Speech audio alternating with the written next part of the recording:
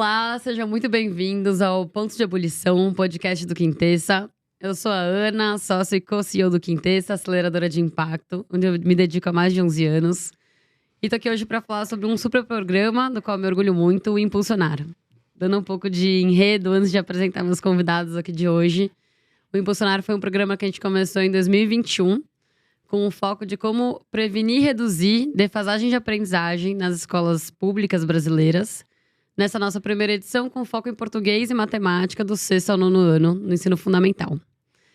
Ele é um programa que foi financiado pela Fundação Lehman, junto com o BID Lab, com a Imaginable Futures. E hoje eu trouxe aqui pra gente ter os dois lados da história, que continuam depois no próximo episódio. Então ainda falaremos mais sobre Impulsionar. Mas pra gente falar da ótica de com quem a gente concebeu o programa, né? Então aqui eu tenho o Lucas Machado Rocha, diretor de projetos da Fundação Lehman, com quem a gente idealizou o programa em 2021. E a Érica Graziella, secretária municipal na Secretaria Municipal de Educação de Domingos Mourão, no Piauí, que foi uma das cidades que participou da implementação do programa Impulsionar. Então sejam muito bem-vindos, gente. É uma alegria estar aqui com vocês. Obrigada pela oportunidade. Bom, antes da gente começar a falar sobre o programa e contar um pouco mais das nossas experiências aqui para quem está ouvindo a gente, eu queria que vocês contassem um pouco de vocês. Então, Lucas contar um pouco da sua atuação na Lehman e também a Érica contar dentro da sua experiência como secretária ou talvez também um pouco do contexto do que te trouxe até a secretaria. Então, eu sou de Domingos Mourão, Piauí. É uma cidade pequena de 4.300 habitantes. Sou professora da rede municipal e rede estadual. Nasci meio à educação, na verdade, desde pequenininha, porque a minha mãe também é professora. E aí veio sempre essa paixão pela educação esteve em todos os momentos da minha vida. E estou como secretária de Educação desde 2013 no município. Então, há mais de 10 anos na secretaria de uma rede onde eu me sinto parte, porque além de professora, eu também sou daquela comunidade. E nesses 10 anos, a minha história tem sido, muito da minha história tem sido lutar pela educação de qualidade na minha cidade, onde nós tivemos a oportunidade de hoje termos os melhores índices de educação do estado do Piauí. Desde que assumimos a secretaria, o nosso município tinha uma educação onde os resultados eram muito baixos, onde a infraestrutura das nossas escolas eram muito ruins, e hoje é uma alegria, uma grande satisfação poder olhar para trás dessa minha trajetória e ver o quanto nós temos contribuído, tanto eu quanto a nossa equipe, a garantir que todas as crianças da nossa cidade tenham uma educação pública de qualidade, onde o nosso abandono é 0%, a evasão 0%. Então, tudo isso para mim é um orgulho e faz parte da minha história. É o que eu vivo diariamente, respiro, é educação pública. Muito bom. Parece que tem um padrão de 10 anos, né? 11 anos no Quintessa, 10 anos aqui. Eu estou há 10 anos também na Fundação Lehman, faz esse mês, inclusive. E, bom, eu sou o Lucas, sou pai do Francisco, de 4 anos de idade. E é uma das razões pelas quais eu gosto de trabalho com educação é poder também aprender e pensar nesse desenvolvimento, nesse crescimento dele. Há 10 anos na Fundação, trabalhando sempre com os temas aí ligados à educação e tecnologia, né? Esse tem sido um pouco da minha trajetória. Eu sou engenheiro de computação de formação, mas desde o ensino médio trabalhava como professor voluntário, cursinho, esse tipo de coisa. E tem sido para mim uma grande satisfação poder no trabalho unir, né, a tecnologia e a educação, tendo participado aí de diversos projetos, né, um dos mais recentes, o Impulsionar, mas entre outros também aí no dia a dia aí da educação brasileira.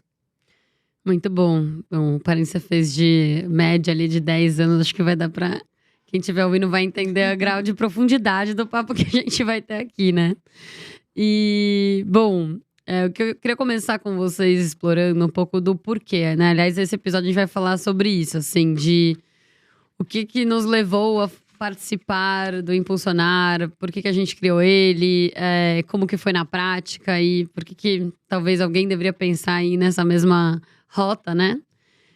E quando a gente estava concebendo um programa, um dos elementos ali no início foi a gente abraçar a complexidade, né? A gente sabe que quando a gente fala de defasagem, de aprendizagem, é complexo, é sistêmico. Então, como a gente abraça isso ao conceber o programa, e o programa ele juntou, de fato, muitos atores que já estavam no campo trabalhando, como o Instituto Terruna, né? Que é nosso parceiro técnico, que fez toda a parte pedagógica do programa. Mas trouxe também as organizações de implementação nas secretarias, as secretarias, as organizações de formação dos professores e as edtechs também, para a gente compor com todos os atores uma solução, né? Então eu queria começar dali, assim, explorando na ótica de cada um de vocês o início. Lá, então, voltando para a cena de 2021, 2022. E aí, Érica, eu queria começar com você, de você contar o que te levou a entrar no programa? Assim, qual que era o contexto de Domingos Mourão quando vocês entraram? E quais que foram os elementos, assim, que quando você olhou, você falou, puxa, acho que esse programa daqui pode valer a pena, isso é diferente do que a gente já vivenciou. Queria ter ouvido primeiro o Lucas falando a respeito do pensamento deles, por que esse programa nos municípios, mas até para entender se o pensamento deles bateu com o que nós fizemos, com o que nós realizamos. Falando de porquês, acho que tem algumas coisas que são legais a gente comentar, então. A primeira coisa que quando a gente volta lá para 2021, a gente está falando de um contexto pré-pandemia, né? Quando o programa foi concebido, né, na sua origem. E lá na pré-pandemia, se a gente olha para o 9º ano do ensino fundamental, né, os estudantes estão terminando ali a trajetória no ensino fundamental, a gente tinha que 18% desses estudantes, apenas 18%, sabiam que era esperado que eles soubessem matemática. E 36% língua portuguesa. Né? Com a pandemia, 2023, que é a próxima avaliação que a gente tem, esse número cai ainda mais. A gente está falando em matemática de um número de 15% de alunos que sabem o que é esperado que eles sabem em matemática e 35% língua portuguesa. Só para a gente ter um gostinho do que significa 15%, ele falou assim, numa turma de 20 alunos, 3 sabem o que é esperado em matemática, ao final do 9º ano. Então, aqui, por si só, já é um grande porquê a gente quis trabalhar com enfrentamento de defasagens. O que acontece? Na educação, essas defasagens se acumulam. Né? Se você não consegue, lá no ensino fundamental 1, ter um bom processo de alfabetização, né, consolidar essas aprendizagens, isso vai ser uma lacuna, vai ser uma dificuldade para você conseguir acompanhar também os anos finais, né, o 6º ou 9º ano. Porque o conhecimento ele se constrói como se fosse pedra sobre pedra, né? Uma coisa pré-requisito da outra. E esse é o segundo porquê que é importante. Trabalhar com anos finais.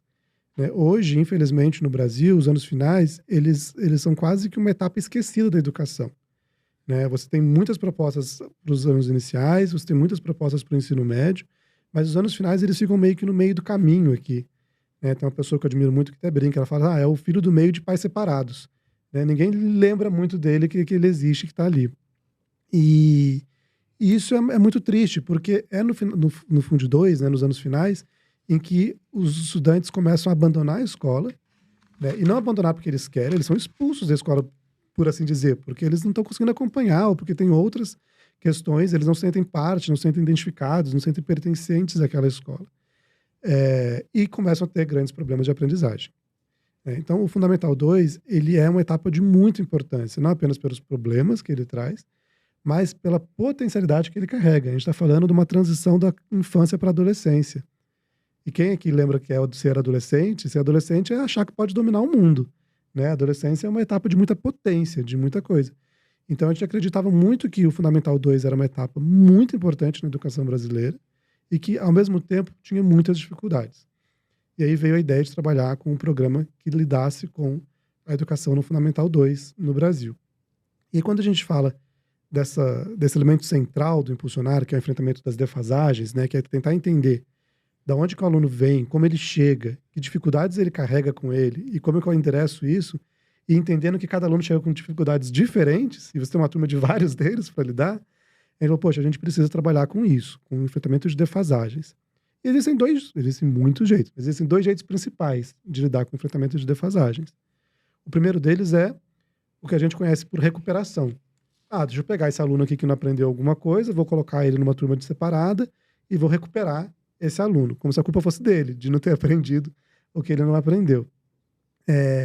é importante. Existem muitas estratégias de recuperação, a Fundação Lehman trabalha com várias delas. Mas tem um limite do que a gente consegue fazer com recuperação, porque você não parou de gerar defasagem. O sistema continua gerando defasagem. Então é aquele velho enxugar gelo, né? Você fica tentando recuperar, que é importante, porque esse aluno merece aprender como todos os outros, mas você tem que garantir que isso não se repita de novo. O impulsionário, ele vem endereçar esse problema. Ele tenta trazer uma solução por várias frentes, por várias dimensões, para evitar recuperar os alunos que estão defasados, mas para evitar que novas defasagens sejam geradas. Bom, é daí que veio, professor. Agora, se funcionou, você vai dizer pra gente. Deu certo a ideia? Primeiro, dizer que foi muito bem pensado. Ele já começou falando algo que eu não consigo admitir por que o governo deixa essa etapa tão importante meio que abandonada das políticas. Porque nós temos políticas de alfabetização, que a todo momento são repensadas, são aprimoradas, são cheias de eixos, de estratégias. Nós temos o ensino médio também, que já tem se pensado muito, se falado, e até com ações pontuais voltadas para o ensino médio. Mas, realmente, ele definiu muito bem os anos finais, quando ele diz que é o filho do meio, é filho de pais separados. Realmente, os anos finais, eles têm ficado muito alheios às políticas educacionais no nosso país. E você vê que os resultados, eles te mostram que tem se feito um trabalho muito errado. O trabalho não está dando certo, não está dando resultado. Eu trago dados, por exemplo, do meu município, lá de Domingos Mourão, onde nos anos iniciais eu tenho o IDEB 8.3 e você chega nos anos finais com o IDEB 6.1. Então, por que essa diferença tão grande? Porque essa queda, então, é um impacto muito grande quando a criança sai daquele modelo onde ele tem um professor, que é aquele professor que está todo dia com ele, que passa a ser um membro importante da vida daquela criança. Quando você chega nos anos finais, você vê que a criança ela fica meio que abandonada, porque aquele vínculo que ela tinha com o professor, ela vai distanciando, e quando chega no ensino médio, isso aumenta, e tudo isso está refletido no IDEB, porque quando você vai ver o IDEB do ensino médio, é menor ainda. Então, obrigada, viu, Lucas, por vocês terem pensado nessas estratégias. Realmente era algo que nós precisávamos. E o que nos motivou a buscar esse programa foi exatamente quando eu ouvi essa perspectiva de uma política voltada para os anos finais. Eu digo, é o que nós estamos precisando. Imediato, eu já conversei com a minha equipe, nós vamos participar, nós vamos conseguir. Nós vamos conseguir. Foram mais de 40 redes que participaram, e Domingos Mourão, apesar de ser aquela cidadezinha bem esquecida lá do Piauí, do interior do Piauí, mas eu digo, nós vamos tentar, porque nós precisamos de algo que nos oriente, algo que nos dê um rumo, porque da forma que nós estamos trabalhando, nós não temos o resultado positivo que nós esperamos. E realmente o programa tem dado certo, porque ele está trabalhando com o foco principal, que é o professor, tem o foco no aluno, o foco na aprendizagem. E o período da pandemia também foi um tempo muito difícil para a educação brasileira. Como eu faço parte da Undime, sempre tenho tido esses diálogos com os dirigentes municipais de educação, os 224 lá do nosso estado. Então, para nós foi algo que chegou assim, de repente, que nós não sabíamos para onde correr, o que fazer. Então, foi algo novo para todo mundo. E aí vamos buscar estratégias para trabalhar, e trabalhamos com o ensino remoto, que foi algo que, naquele momento, foi a nossa única saída, mas que não era a mesma coisa do professor presente ali na escola, todos os dias, a criança tendo aquela aprendizagem orientada pelo professor. E o resultado disso foi o aumento da defasagem, porque essa defasagem ela já vinha anteriormente. Você percebe pelos dados que os anos finais, de qualquer maneira, ele já tinha um resultado negativo a nível de Brasil, mas que com a pandemia essa defasagem aumentou mais ainda o fosso na educação ficou bem maior.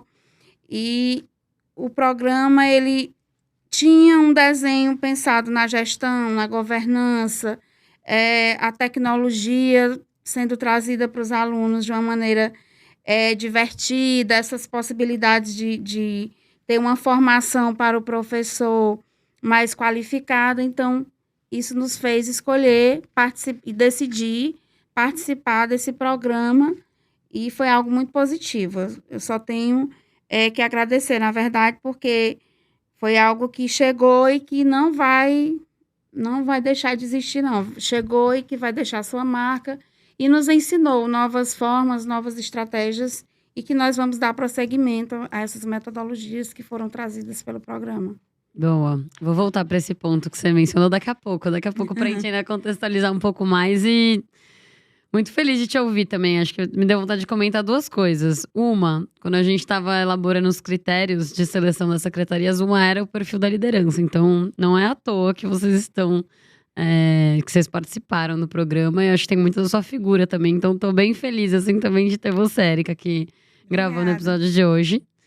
E o outro também foram 6, 7 meses concebendo o programa, conversando com líderes, né, das secretarias, com professores, com coordenadores, com os empreendedores, com vários especialistas, para falar o que de fato gera adicionalidade, agrega valor e tem chances de mudar. Então, de fato, foi essa grande, talvez essa etapa importante, assim, de mergulho para entender o problema antes de querer resolver ele, né? E aí, eu queria te passar de novo a bola, Lucas, para você contar um pouco mais na prática, assim, né? Então, quais foram os atores que participaram do programa, qual que é o papel de cada um e qual que era a importância de cada um deles dentro da proposta de valor que a gente trouxe para as redes. Legal, Ana. Acho que para falar dos atores envolvidos, é legal entender o coração do Impulsionar, né? Que é esse lugar da coerência sistêmica, né? A gente está falando de uma política de educação. Uma boa política de educação, ela tem que ser coerente entre si. E o que é essa coerência? O currículo estar alinhado com a formação do professor, com o recurso didático que é utilizado e a avaliação que é feita desse aluno. São os 4 eixos, né, as 4 pernas de uma política educacional. E o Impulsionar, ele vem com esse objetivo de não trabalhar com uma dessas pernas isolada da outra. A gente trabalhar com as 4 ao mesmo tempo, né, e juntas. E não dá para fazer isso sozinho. Né? É preciso muita gente e um conjunto de organizações para dar conta desse tipo de missão. Então, aqui não é porque vocês estão me pagando para estar aqui, porque não estão, mas o Quintessa foi a organização chave para esse negócio acontecer. Né? Acho que o Quintessa foi um papel, como a Ana disse, lá atrás, na concepção do programa, nas entrevistas, no campo, tentando entender as necessidades de cada um dos atores envolvidos, né, dos diretores de escola, dos professores, dos secretários e tal. E depois na coordenação de todas essas outras organizações que participaram, né. E a gente tem, digamos assim, na linha de frente, algumas organizações que estavam lá em contato com Domingos Mourão e com as outras redes, que eram organizações que faziam formação de professores, né, por exemplo, a Nova Escola, o SEMPEC, a Sincroniza, ou organizações que vinham com recursos didáticos, né? No caso de Domingos Mourão, a startup chamada Jovem Gênios, né? O MedTech, assim como outras cidades tiveram outras EdTechs também envolvidas. E aí, nos bastidores, digamos assim, né? Ajudando tudo isso a acontecer, o Quintessa coordenando, o Instituto Reúna fazendo um papel ali importante de orientação pedagógica, né? Do modelo, e até mesmo a formação desses formadores, né? Por parte do Instituto Reúna. Organizações que nos ajudaram a fazer monitoramento do programa, a parte de avaliação de impacto, né? Então, a Open Social, o Germina, né? Fazendo esse tipo de trabalho também. E organizações que ajudaram em assuntos específicos, por exemplo, consultorias ligadas a compras públicas, né? Teve um consultório jurídico uma advogada Patrícia Valente, né? E o Instituto Jataí também fazendo esse tipo de apoio, além dos financiadores, né, que a Ana comentou lá no comecinho da nossa conversa, né, o BID Lab, que é o Laboratório de Inovação do Banco Interamericano de Desenvolvimento, a Imaginable Futures, né, que é uma organização americana que tem trabalhado com educação e equidade racial aqui no Brasil, e a própria Fundação Lehman. Muito bom. E acho que é bem nessa lógicas, né, que você contou dos múltiplos atores. Acho que até uma pergunta, assim, que eu acabo às vezes ouvindo, eu falo assim, tá, mas esses atores já não existiam? já não tinha o Instituto Reúna com essa expertise? Já não existiam as edtechs com recurso educacional digital? Ou já não existiam, né, as organizações especialistas né, em formar os professores? E acho que o que é legal é, na hora que a gente estava concebendo, o olhar de como que a gente fortalece, traz coesão para a ação, né, como você falou, e como que cria essa sequência, né, de qual parte cada um faz. Então, entraram primeiro as organizações, fizeram o diagnóstico das secretarias, aí depois a gente foi começar a formação, e aí depois foram vir os recursos das edtechs. E aí a Erika queria ouvir esse filme na lente de quem estava lá dentro da rede. Para você, qual foi o papel, assim, de cada um desses atores? Então, a gente teve até, antes de chegar nas edtechs, bem antes chegaram as consultorias, né? Especialistas em compras públicas. Então, acho que é legal você contar um pouco como foi essa experiência e a diferença também que fez ter cada ator ali dentro do jogo também. Certo. Na verdade, não é tão comum você ter esses atores, apesar de você dizer que eles já existem, mas não é tão comum, principalmente nas cidades pequenas, você ter essa participação. Então, eu vi isso como uma oportunidade para o município, porque nós já tínhamos, em algum momento, tivemos parceria com o Instituto Ayrton Senna, já tivemos uma experiência na questão da gestão que nos ajudou muito, e eu sempre entendi que os atores externos, eles são essenciais para que você possa, em determinadas situações, utilizar a seu favor e eles vão trazendo algumas estratégias que vão apoiando a gestão. Tem até um provérbio africano que diz que é preciso uma aldeia inteira para educar uma criança, né? Então, você precisa não só do professor, mas é a família. No caso do impulsionar, a vontade da secretaria, esse envolvimento da gestão, a nossa prefeita, que é uma professora também, que sempre valoriza muito a educação, a possibilidade de você trazer a tecnologia para dentro da escola através de uma edtech que, no processo de seleção, foi amor à primeira vista, porque quando nós desenhamos o nosso problema, porque todo o programa, ele não chegou pronto para o município. Ele foi construído através de diálogos com a nova escola, com o Quintessa, e aí nós fomos desenhando e primeiro entendendo que o nosso problema era reduzir as defasagens em língua portuguesa e matemática, mas como fazer isso de uma maneira mais prazerosa. Então, o primeiro passo foi escolher um edtech que tivesse, que fosse bem aceita pelas crianças e pelos adolescentes. E aí, eu lembro demais, no momento que nós fomos fazer as escolhas, que nós fomos fazer as audições das mais de 40 entidades que participaram. Então, de imediato, nós já nos identificamos com a Jovem Gênios. Não, é isso aqui, porque os adolescentes desestimulados, e aí eles precisavam de algo que chamasse a atenção. Então, vamos usar a gamificação para ensinar essas crianças, para ver se eles vão se interessar mais, vão gostar mais, vão se envolver. E aí, ponto positivo aí para a possibilidade de trazer um game para dentro da sala de aula, uma entidade que tem esse know-how para fazer isso, porque nós não tínhamos, no caso. A nova escola, também uma outra, algo que para nós foi essencial e que vai deixar um legado que vocês não têm ideia do legado que a nova escola está deixando quando se trata do formato do trabalho com as formações. Porque o nosso município, nós já tínhamos esse trabalho com as formações de professores, já acreditávamos. Porém, com o Impulsionar, ele trouxe um desenho onde tudo era organizado, baseado ali no currículo, onde você vai conhecer as habilidades que são prioritárias para aquela criança naquele momento. Então, foi um ator também fundamental, a entidade formadora.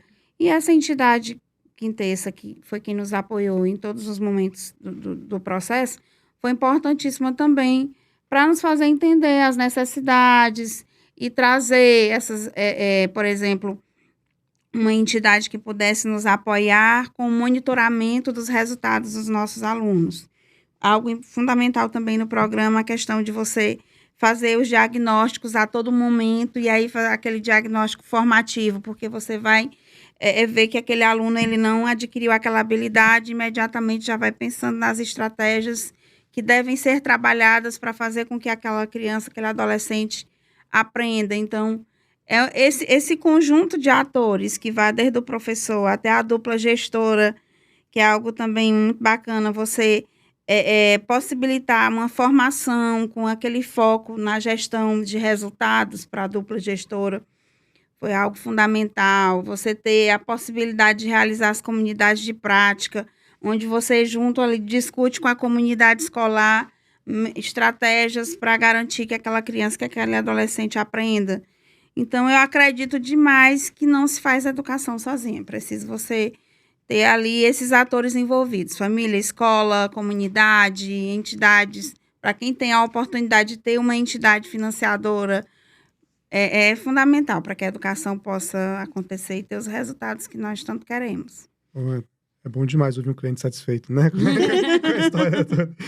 Eu fico aqui quietinha, meu olho brilhando. Nossa, que delícia ouvir isso. Eu lembro tão perfeito do filme em 2021. Eu ia comentar. Que legal que na fala da professora Érica aparecem os 4 elementos que a gente falou, que são a base, né, da coerência pedagógica, né? Aparece a avaliação, a formação dos professores, o currículo e o material didático, né, o recurso educacional ali de qualidade. E o quanto que essas coisas, elas não vêm no impulsionar como um produto de prateleira. Não é como chegou aqui, tá aqui a solução, implementa aí ou faz desse jeito, né? Foi um processo de muito diálogo, de muita conversa, de construção disso com as equipes, né? O que a Érica chamou de comunidades de prática, né? Foi exatamente esse formato que o Quintessa optou por conseguir co-construir a solução de maneira específica para cada rede participante, né? Então existiam grandes diretrizes, ideias centrais, coisas que nos davam norte, mas a tradução disso para a realidade de cada rede ficou a parte dessa comunidade de prática, né? Total. Então isso foi muito interessante também. Total. Me pegou o mesmo ponto da sua fala, Érica, porque eu acho que o grande desafio ali era como que a gente cria um modelo, tô chamando aqui de modelo de intervenção, um modelo de atuação, um modelo de tentar transformar a realidade, que ele tenha os seus pilares, digamos, o esqueleto ali desenhado, inclusive para ele poder ser replicável depois para outras secretarias, mas que ele fosse o flexível o suficiente para adequar a cada realidade. Porque das 7 secretarias que participaram, cada uma é um universo, né? Então, acho que é bem legal dessa tangibilidade, né? Tinha uma estrutura que me orientava, mas ao mesmo tempo que a gente permeava ela, né? O tempo todo também com vocês trazendo os inputs. Então, assim, a premissa vai ter um recurso educacional usando a tecnologia, né, digital, caso necessário. Agora, qual o recurso e para quê? A secretaria que dizia o que precisava, né? E vem nesse tom. E eu queria usar desse gancho para explorar com você, Lucas, porque a gente tá aqui conversando e aquece, assim, né? O coração de você, ai, que legal. Tanto ver os resultados que ainda a gente vai falar mais, né? Que eu quero explorar ainda mais disso. Mas também me dá muito esse senso de gratidão, assim, porque no fundo a gente tá olhando agora, né, 2 anos depois, e comemorando de deu certo, né? Mas poderia não ter dado, porque tinha muita inovação embarcada. E a gente tava testando um modelo novo. E aí isso me traz muito pro lugar de a importância do capital filantrópico. Porque foi com o capital filantrópico que a gente testou esse programa. Agora a gente consegue falar, isso dá retorno, isso mexeu ponteiros. Mas lá atrás a gente não tinha essa noção. Quer dizer, não tinha essa certeza, talvez, né? Tinha, assim, uma noção de que poderia dar. Mas não tinha ainda evidência ali, tinha uma hipótese, né? Eu queria que você comentasse um pouco sobre isso, assim. Seja nesse... por 2 vieses, talvez. A importância do capital filantrópico para a gente poder criar esse tipo de programa, que muda o jogo em educação.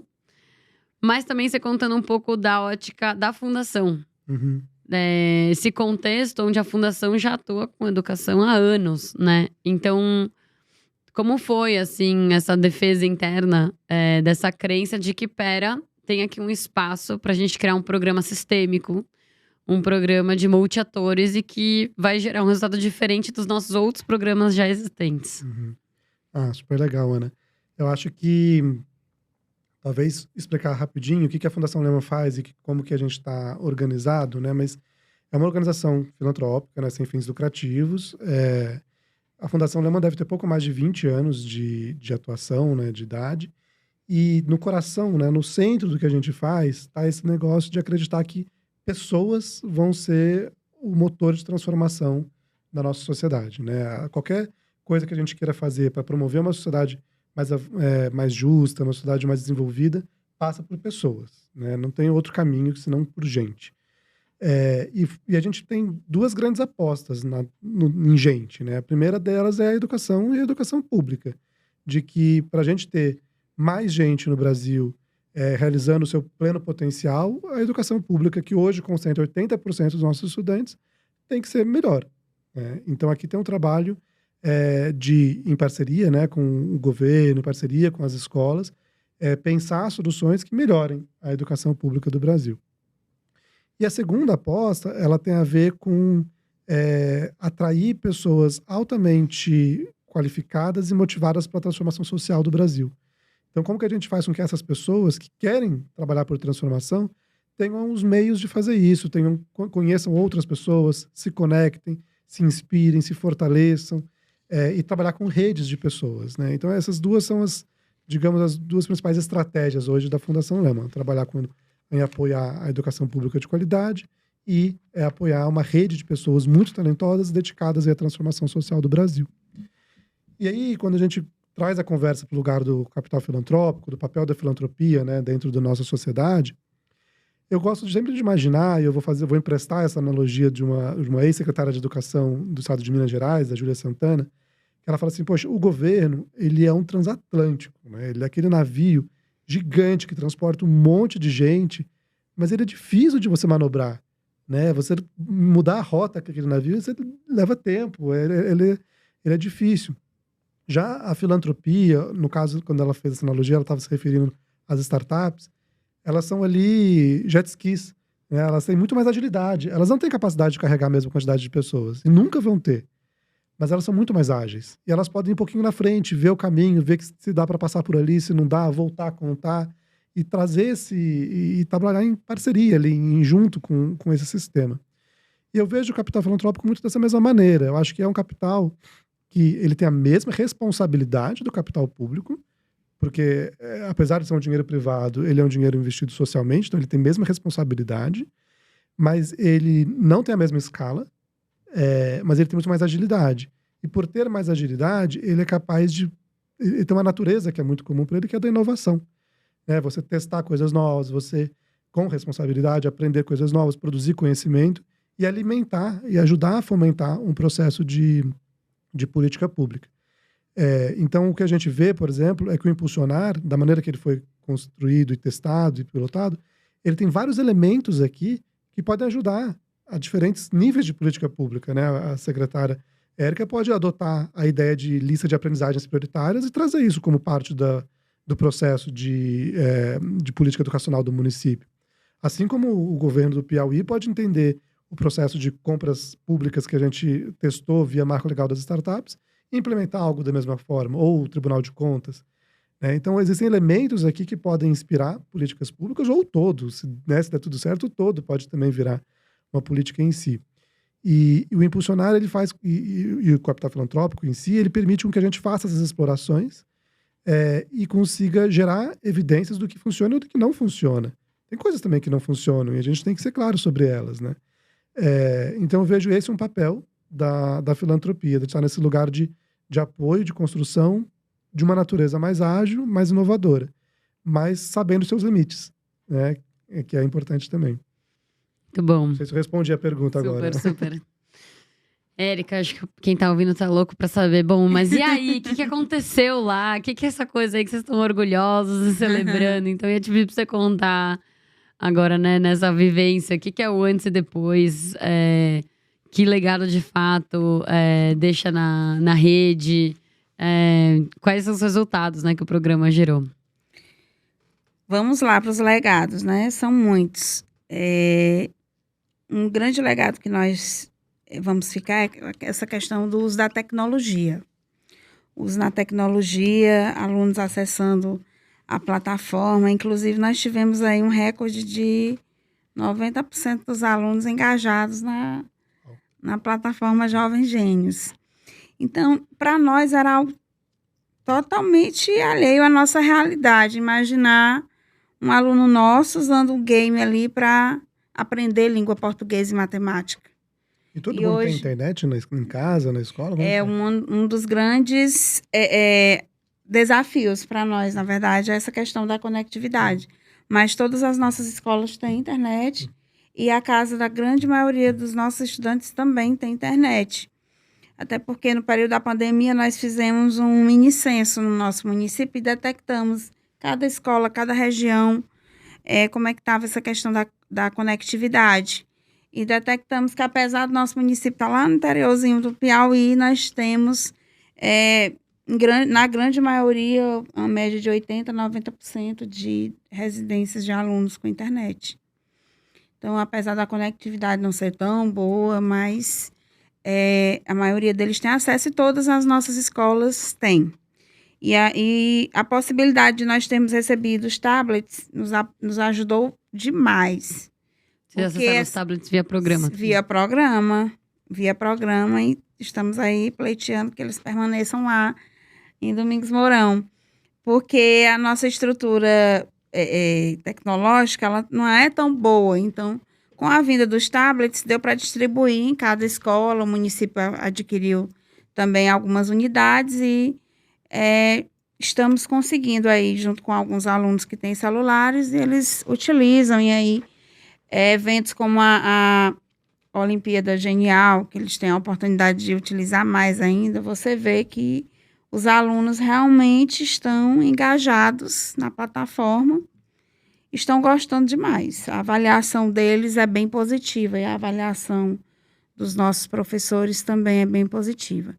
Então, hoje, a realidade da nossa escola é bem diferente, porque você vai na maioria das escolas do Piauí, eu não tenho conhecimento de algum outro município que tenha um game, tem uma edtech que está sendo utilizada pelas redes. Então, nós estamos sendo aí pioneiros também no nosso estado. E vamos permanecer. Inclusive, nós expandimos para os anos iniciais, os nossos alunos, não só dos anos finais hoje, dos anos iniciais também está usando a mesma edtech.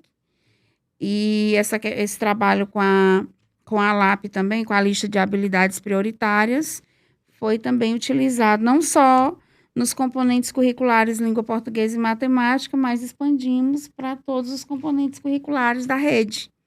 Então, o programa ele trouxe algo que nós já conseguimos, foi expandir, e como o resultado foi positivo, os professores também dos anos iniciais têm utilizado o mesmo desenho de formação. O legado mais importante assim, que eu considero de todos do programa, formação pedagógica, porque mudou totalmente essa realidade. A nossa forma de trabalhar com o pedagógico avançou anos-luz aí com o programa. Então, esse modelo de formação dos professores é algo que foi um legado muito grande para o município.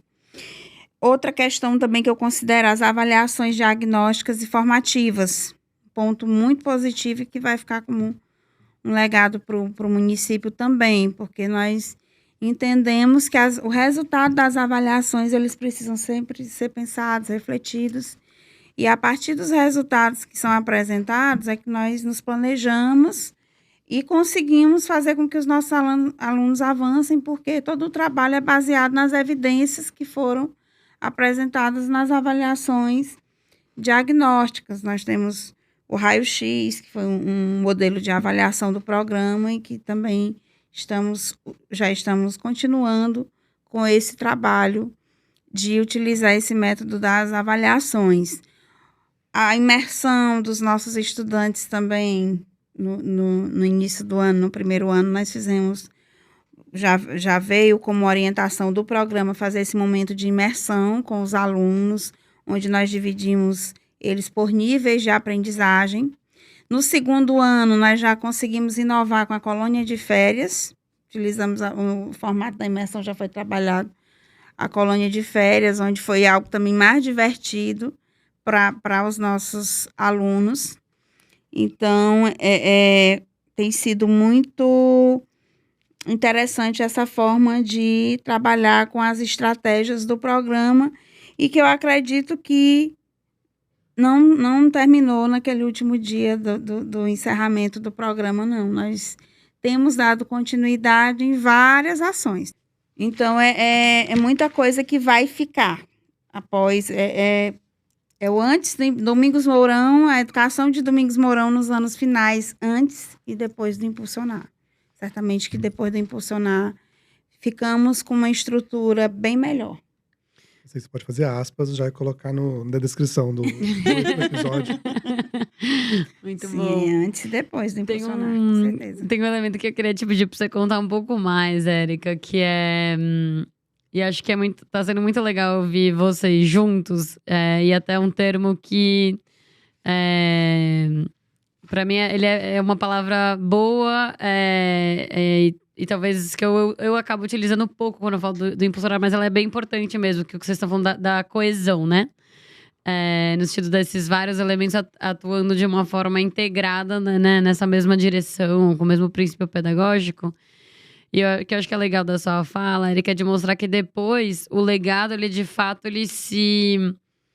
Não sei se dispersa, mas ele se compõe por esses vários elementos, né? Desde essa capacitação do próprio corpo, né, da própria equipe, da rede, a forma como os professores atuam, o recurso educacional. Então, assim, as várias camadas também, cada uma se distribui depois e gera seus legados indo para outras escolas, outras disciplinas, né? Outros contextos dentro da mesma secretaria, né?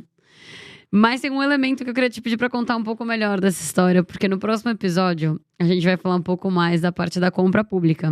Sim. Mas eu acho que seu depoimento tem muito valor, porque muitas vezes o que impede essa inovação claro, muitas vezes o desconhecimento, né, de que é um caminho possível, mas também o receio de risco jurídico, de como faz e quais caminhos fazer, né? E vocês viraram essa referência, né, de terem lançado, né, pela primeira vez o marco legal das startups, que é o que está viabilizando agora um dos legados que você mencionou, que é de vocês poderem continuar com a solução da EdTech, mesmo o programa tendo acabado. Então eu te pedi para você contar um pouco mais desse elemento, assim, de como foi o processo de ter lançado, né, de ter utilizado o marco e a diferença que fez agora para vocês conseguirem continuar com a Jovem Gênios lá dentro. Primeiro porque foi um desafio. Até essas nomenclaturas para nós era tudo assim muito estranho, né? Uma startup no município, então eu só via essa questão de esse povo de São Paulo tá startups na televisão, né? E aí, trazer uma EdTech para o município, primeiro, a nossa equipe ela é muito aberta ao novo, né? Então, inovar, tudo o que tem de bom, se a oportunidade está passando ali, a gente vai lá e agarra e pega. E aí, lembro que a primeira vez eles deram a opção para nós. E aí eu disse, eu quero o que for mais inovador. Eu vou querer mesmo, era mais difícil, o outro era mais fácil, a outra modalidade que eles deram a opção. Eu disse, não, mas nós vamos querer esse para inovar, porque vai ser um dos primeiros municípios do Brasil a usar esse formato, né, de compra pública dentro da educação. E aí nós fizemos essa opção.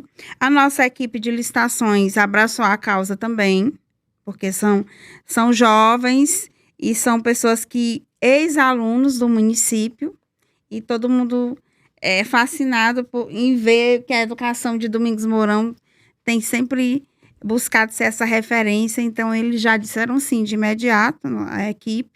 E o Quintessa também nos deu o bom é que, como nós tínhamos a possibilidade de que o Quintessa viabilizasse uma equipe jurídica que fosse dar todo esse suporte, então nós não tivemos medo por conta disso. Não tivemos nenhum tipo de receio, porque sabíamos que estávamos bem assessorados e entendemos que não iríamos errar buscando trazer algo novo para o município, e também porque era uma forma de inovar, mas ao mesmo tempo levando para o nosso estudante algo que fosse a cara deles, algo que fosse diferente e que pudesse fazer com que a educação fosse mais atraente, né? fosse mais atraente para eles. Então, nos reunimos e vamos lá, vamos fazer sem medo e vamos acreditar que essa equipe jurídica vai nos ensinar, vai nos apoiar e vamos aprender. E deu tudo certo, inclusive estamos dando continuidade, né, ao processo também de contratação da Jovem Gênios. E já estamos, semana passada participei junto com a equipe de licitação de uma live do ENAP falando exatamente sobre a nossa experiência. Então, foi algo bem interessante e nós temos coragem de enfrentar esses desafios e os resultados estão vindo positivamente. Muito bom. Acho que é uma das coisas que faz brilhar o olho dessa experiência toda. É que né, tem uma frase que fala assim, não é sobre o risco de inovar, é sobre o risco de não inovar e as coisas continuarem como elas estão. E eu acho que é muito desse motor em comum, né? De falar, bom, tinham várias hipóteses, parte do caminho a gente imaginava como seria, parte a se revelar ao longo, mas assim, manter o cenário como estava era inconcebível. Então, bom, quais são os meios pra gente mudar isso, né? Lucas, queria voltar pra gente falar um pouco mais de resultados e na ótica da fundação, assim, de quais são os resultados, quais são os indicadores, assim, que enquanto fundação vocês estão olhando para falar, puxa, de fato, as hipóteses lá do início se comprovaram ou esse tipo de atuação faz sentido? Legal. Acho que a gente fez uma avaliação até extensa, tem muita coisa, né? Acho que vou trazer 2 elementos principais aqui pra gente se debruçar. Acho que o primeiro deles é um indicador que a gente construiu de entender se a nossa teoria da mudança estava funcionando. O que eu quero dizer com isso?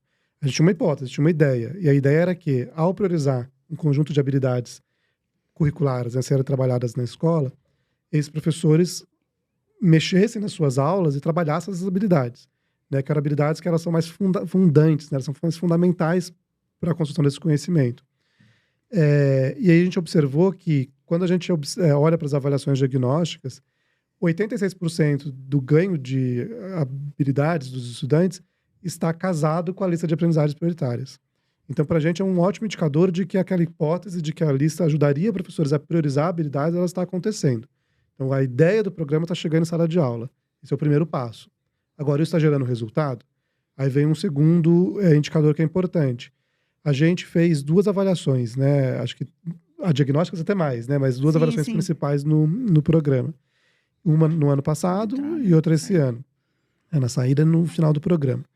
E aí a gente compara essa avaliação com a escala que a gente chama de SAEB, que é a escala da prova da antiga Prova Brasil, né? Que é essa prova que de 2 em 2 anos os estudantes fazem no Brasil, 5º, 9º ano e no 2º ano de forma amostral.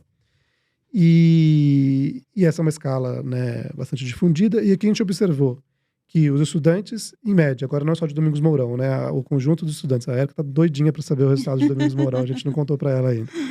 Na média, os estudantes deste ano, eles aprenderam, em matemática, 5,5 pontos a mais do que os estudantes do ano passado. Mas o que significa 5,5 pontos a mais? Para ter uma ideia, assim, um estudante, geralmente, ele aprende ali, em média, 10 pontos na escala SAEB por ano. Então, se em matemática ele aprendeu 5,5 pontos, quer dizer que ele aprendeu 6 meses a mais do que ele geralmente aprenderia dentro daquele ano. A gente acelerou em 50% a aprendizagem desse estudante. E essa é outra coisa legal do programa, porque a gente teve resultados muito diferentes em matemática e língua portuguesa. Em língua portuguesa, o resultado foi muito mais tímido. Foi de 0,6 pontos.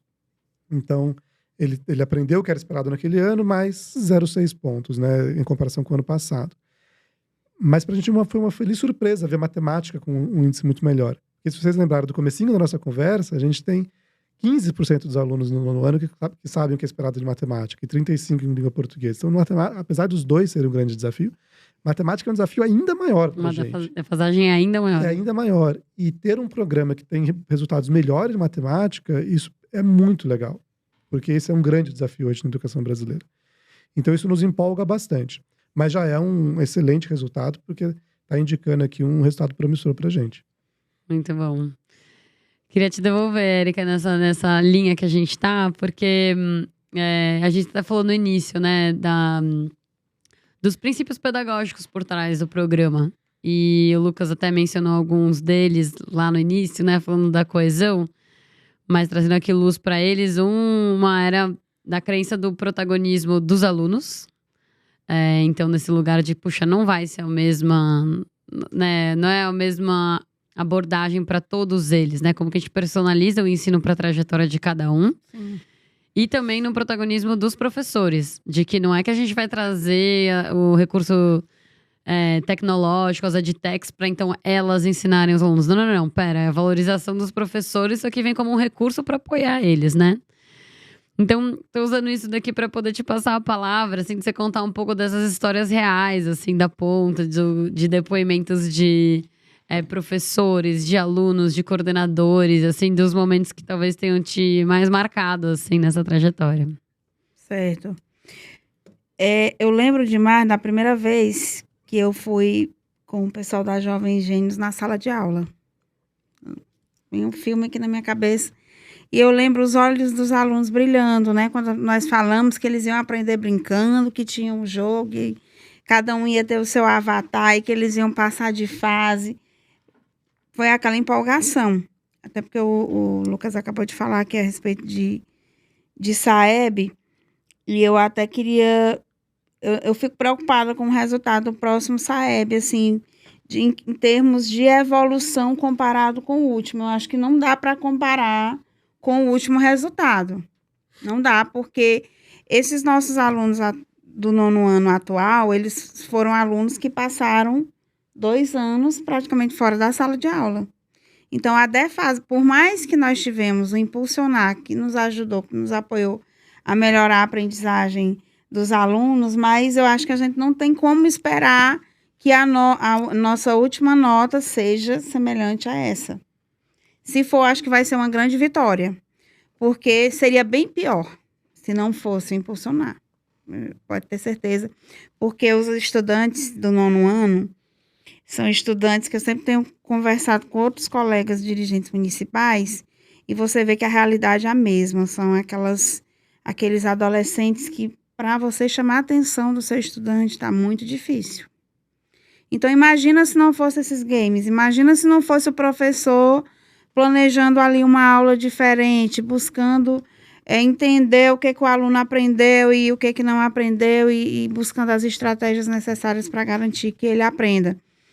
Então, eu vejo assim que se não fosse o Domingos Mourão, hoje está com uma dificuldade muito grande de conseguir o 6.1. Mas eu imagino que sem o Impulsionar, sinceramente, eu imagino que a nossa nota seria baixa, muito baixa. Porque tem sido um desafio muito grande motivar esses estudantes do 9º ano da atualidade. É um público que está realmente com uma defasagem muito grande. E por mais que tenha sido feito todo esse trabalho, mas eles ainda continuam com essa defasagem. E que bom que os resultados, que as evidências estão mostrando que tem dado certo, que eles estão aprendendo. E eu acho que a gamificação tem tudo a ver com esse resultado da matemática. Pela matemática ser mais exata, ser mais objetiva, eu acho que é por isso que a matemática está crescendo mais do que a língua portuguesa, porque a língua portuguesa é bem mais complicada, exige mais da subjetividade. Mas, assim, você escuta o aluno de Domingos Mourão, que participou do programa Impulsionar, e ele diz, esses dias eu estava assistindo o vídeo, né, que foi feito com alguns estudantes, e aquilo me toca demais. Toda vez que eu assisto, eu fico emocionada, porque eu tenho que me conter para nem chorar quando eu estou assistindo aquele vídeo. Posso assistir 1000 vezes, mas eu sempre fico emocionada porque o aluno dizendo que foi a escolha certa, que o município fez a escolha certa. Isso me deixa muito feliz, porque perceber que eles gostaram do que nós escolhemos, do que nós estamos levando para eles, porque tem que agradar o nosso aluno. O nosso trabalho, por mais que a valorização do professor, de toda a equipe, mas o foco do nosso trabalho é o nosso aluno. É para ele que nós estamos ali. Então, ouvir relatos de que eles gostaram, de que eles se identificam com o que está sendo feito, com o que está sendo executado, para nós é uma grande satisfação. E o estudante de Domingos Mourão, qualquer estudante de 6º a 9º ano, se você conversar com ele, porque a nossa rede toda participou, 100% dos estudantes participou do programa. E aí é algo que nos gratifica muito. Outra questão que me deixou muito feliz foi na avaliação que foi feita com os professores, a avaliação onde cada professor, ele diz se gostou do programa, se aquilo serviu para a prática pedagógica dele. E nós tivemos 80% de satisfação dos nossos professores. Então, é sinal de que o trabalho que foi feito agradou, porque professor é bem realista. Professor gosta de... Sou professora, eu sei como é. Professor é exigente. E aí você vê ali 80%. E eu sempre, todas as vezes que a Nova Escola esteve em Domingos Mourão, e até nos momentos de avaliação das formações, eu sempre pedi um momento para ouvi-los, para entender se realmente eles estavam gostando, né, daquele modelo de formação, daquela forma de trabalhar. E era quase que unânime você vê que os professores abraçaram a causa, os gestores também, e eles entenderam que era preciso refletir a sua prática, entender que ele precisava fazer um trabalho diferenciado para poder atingir aqueles estudantes e principalmente entender que cada estudante tem o seu tempo de aprendizagem. Não tem como você trabalhar uma turma de 20 alunos, você querer dar uma aula igual para todos. Então, é preciso entender o tempo de cada um, a necessidade de cada adolescente. E eu notei que eles estão muito satisfeitos. Inclusive, 83% na pesquisa diz que quer que o programa continue e que esse formato seja continuado na rede municipal de Domingos Mourão. Então, foi uma atitude assertiva e eu fico feliz de ter dito sim naquele momento que a oportunidade passou aqui. Eu agarrei, eu digo porque como eu estava na Undime e a história chegou lá na Undime, quando levei para a minha equipe, né, a nossa equipe, ela também abraçou e disse sim, vamos nos desafiar, vamos participar. E eu queria registrar também a mudança, o avanço na qualificação dos profissionais da Secretaria de Educação de Domingos Mourão hoje. É bem diferente do coordenador pedagógico de 2020. É diferente. Eu vejo uma evolução, um avanço no próprio perfil profissional da nossa equipe e nos nossos professores também, que entenderam que é preciso estar se qualificando mais, que é preciso trazer a tecnologia para dentro da sala de aula, porque isso, no primeiro momento da pandemia, foi uma dificuldade. Eu tinha professores que sequer tinham um e-mail, um notebook, não tinham também. E, a partir daquele momento, eles começaram a se engajar, a se envolver, e hoje a tecnologia é algo que faz parte do dia a dia, da rotina do professor da rede de Domingos Mourão. Muito bom. Eu tava curiosa para te perguntar se eu podia comemorar o 80 ou você ia falar, ano normal é 90, foi ruim o 80. Não, é porque o professor é bem exigente, então eu achei que foi um nível de satisfação muito bom. Que ótimo. Porque sempre tem aquele professor que ele não se engaja, que ele não abraça aquela causa, que ele... tem várias situações de município pequeno. E eu acho uma grande vitória 80% dos nossos profissionais avaliarem como positiva essa estratégia do impulsionar, até porque é muito mais trabalho para o professor. É bem mais a rotina dele. Ele vai precisar estudar mais, ele vai precisar pesquisar. Então, o professor de Domingos Mourão hoje, eu acho que ele já não vai mais voltar a ser o que ele era de 2020 para trás. Acho que daqui para frente. Eu estou aqui pensando o que falta para a gente agradar os outros 20%. O que falta para os outros 20% também concordarem e estarem satisfeitos também. Muito bom, gente. Chegamos ao fim da nossa conversa já. E bom, estamos aqui em 2023, né? Falando sobre os resultados escolhidos agora. Lembrando de como era em 21, quando a gente estava começando a impulsionar. Mas eu queria levar a gente agora para frente. Vamos imaginar que a gente está em 2030. É quando a gente tem ali o marco dos Objetivos do Desenvolvimento Sustentável, das ODS, e que educação é uma grande questão, né? que vocês acham que a gente vai estar falando, então, daqui a 7 anos sobre papel do governo, papel do capital filantrópico e papel da inovação, né? Dentro de educação. O que vocês acham que vai acontecer nesses próximos anos? O que a gente vai estar falando lá na frente sobre o que a gente fez nos últimos 7 anos? Legal. Quero estar falando de coisas diferentes. Não quero estar falando dos mesmos desafios de novo. Mas eu acho que na analogia que a gente fez ali há pouco, né, do transatlântico, com os jet skis ali, eu acho que tem uma coisa que o governo faz muito bem e faz por essência e excelência, que o capital filantrópico, as startups deveriam olhar com mais atenção, é a questão de equidade. Você nunca vai ver uma gestora de educação querendo deixar um aluno para trás, né, e pensando em uma coisa que não sirva de alguma maneira, ou para todos os seus alunos, ou para os que mais precisam. Eu acho que esse é um pensamento muito importante, que a gente precisa ter. A gente já fez, por muitos anos, política para a média da população. E não tem funcionado. A gente precisa começar a fazer política para o aluno que mais precisa, ou para aqueles alunos que mais precisam. Né? A gente teve um artigo recente do professor do INSPER, do Michael França, na Folha, falando que a gente conseguiu melhorar a média da educação no Brasil nos últimos anos, talvez num ritmo aquém do que a gente gostaria, mas conseguiu. Mas a gente não reduziu desigualdade racial, por exemplo, na nossa educação. Isso acho que é inaceitável. Não dá para falar de melhorar a média da educação sem ser para todos os alunos, né? Então acho que isso é uma coisa que o governo, né, tem a questão da equidade no coração, né? E a gente precisa também trabalhar com isso em todos os aspectos, né? Nas inovações, nas coisas que a gente está fazendo. Ao mesmo tempo, eu acho que tem esse lugar que é mais natural, talvez, do mundo das startups e da filantropia, que é de você conseguir... Qual que é o problema que eu quero resolver? Deixa eu formular hipóteses, deixa eu avaliar e voltar para isso, e fazer isso de forma cíclica. E acho que isso é muito legal, e eu acho que inovações como o Marco Legal das Startups e outras permitem que o governo coloque isso, mas é muito difícil, no dia a dia da operação da escola, da rede, você parar para ter esse tipo de pensamento. Então, acho que aqui também deveriam ser coisas que daqui a 7 anos eu gostaria de olhar para trás e falar, poxa, conseguimos olhar com mais equidade para as nossas ações e, enquanto política pública, a gente tem visto políticas que são mais baseadas em evidência e que são cíclicas, que conseguem, a partir desses aprendizados colhidos, seguir evoluindo constantemente, né? Porque eu acho que, tendo isso, a gente pode falar de novos problemas daqui para frente e vai ser bom enfrentar também outras coisas.